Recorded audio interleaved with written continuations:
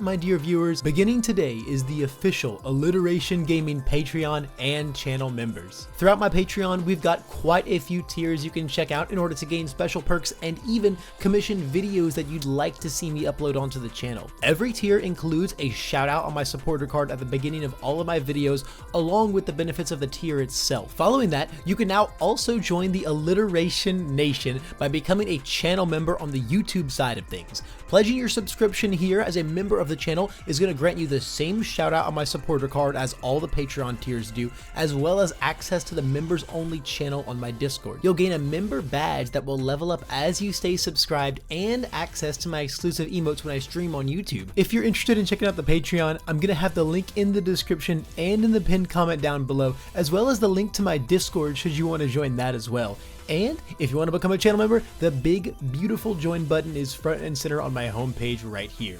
And if you do decide to support the channel in any way whatsoever, know that I am unimaginably grateful, and I can't wait to provide you with even more top-notch content at my trademark top speed. Now, let's get on to the video. Good evening, my dear viewers. Welcome to another Alliteration Gaming video. My name's Levi, and today we're going to be judging another convict on an episode of Should It Be Banned? This is our series where we take some very strong cards that usually play a key role in the metagame in some way, shape, or form, and we judge them. We go over what exactly makes them so tough, what balancing factors they possess, if any at all, how they can potentially be brought in line, and then ultimately decree whether or not they are fit to exist in our game, or if they should have the almighty ban hammer taken to them. With that being said, today's culprit is a card you all know and a lot of you probably love. It is a card that has played a key role in some of the very early metas of our game and still keeps powerhouses at the top to this day.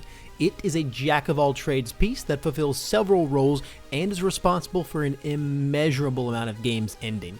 Are your ears bleeding yet, dear viewers? Because today we're going to talk about Specialized Sound Waves. Specialized Sound Waves is a 3 difficulty attack that checks a 2, and for some very good reasons. It sports a 1 mid block and is a 4 high for 3, so pretty respectable stats for a 3 diff attack. But of course, what brings this card to the stands today is its 2 very strong responses. The first one, allowing you to draw a card anytime it's played, even when it's played as a block. A strong ability to replace itself for sure, but it only gets even stronger in tandem with our second response, letting you freely go through either player's discard pile and stack 2 cards at the cost of 1 measly momentum is just fantastic. You can use this response first to stack any card you want in your discard pile right on top, put a fantastic check right under it, then activate your other response to draw the card that you want on top. Basically, you're trading sound waves being a real attack to tutor and set up any other attack afterwards. If you have multiple momentum and multiple sound waves in your discard pile, you can even just keep having the sound waves all finding each other to play just a crazy string of cards. Moreover, if you've already got all the cards you need to end the turn, you can just stack 2 great checks and then play all your cards perfectly. And if you have enough resources already to play all of those cards, you can slap 2 bad checks on top of your rival's deck. Lastly, it's a flash move, meaning you get to do all of that, your rival does not get to interact with you in the slightest. Now that's a ton of both power and utility for 1 single momentum, all on top of 1 little 3 difficulty attack. Anyone who's faced the powerful air decks that utilize this card do not need me to convince them that it's an absolute powerhouse. The utility and the strength that it has is just unrivaled, even amongst its very powerful card pools, and it deserves to see all of the competitive play that it does. So what are the downsides? Well, the biggest one is staring you right down there in the face, the dreaded 2-check. Yes, Sound Waves is part of the esteemed set of attacks in this game that don't check a 3, and there's truly no world where it couldn't in its current state. A 2-check's presence in your deck is all-encompassing. It dictates the foundation difficulty curve in your deck building, all the way to affecting how you order your builds on turn 1. Speaking of early game, Sound Waves is not a card that can be hardcore abused in the most early stages of the game. It isn't until you're packing some momentum that this card really becomes a monster. So without having hit your rival yet, or without some assistance from other cards, cards, Soundwave is making you pay for itself in quite a few different ways. But is it doing enough? Well, in a world where it isn't, there are tons of other ways you could knock this card down a peg or two. First, it could easily just be a 4 diff, it could have a slightly worse block mod or stats, or if you really want to get interesting with the changes, you could make the first ability on the card first response only, meaning you can't play your ability to draw a card after you activate your stacking response.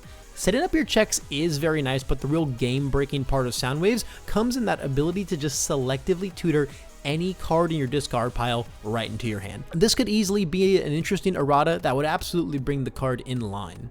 But does that need to happen? Is Specialized Soundwaves too good for our game to the point where it needs to receive such erratas or even just a straight up ban? That is the question that we sat down to answer today. And to be honest with you guys, the answer, for me anyway, it's just gonna be a big no.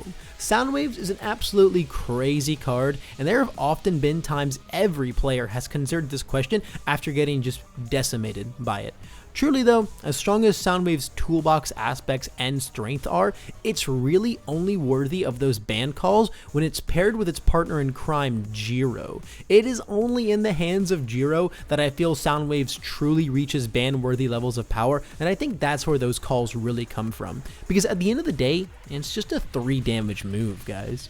When it's not getting crazy damage pumped by Jiro, the Soundwaves into Soundwaves line is just a bunch of 3 damage moves. They're free, but they're all extremely non-threatening. And then when it's not being damage pumped by Jiro, Soundwaves is just a throwaway move that turns into a really good move. And to me, that's a really worthy exchange for a 2-check to be doing. When it's not being damage pumped by Jiro, Soundwaves is very strong, but probably not quite ban-worthy of a card. I truly think that if Specialized Soundwaves was to get hit in any way, shape, or form, it would really be much more of a hit to a lot of other really fun decks, especially all of the other air decks out there. I think the fact that a lot of the really strong air decks that were all like running the show with Soundwaves back in the early days of set 1 are almost non-existent in the upper echelons of the meta these days just really tells you that Specialized Soundwaves is not a card that needs to go anywhere. It is not breaking those decks.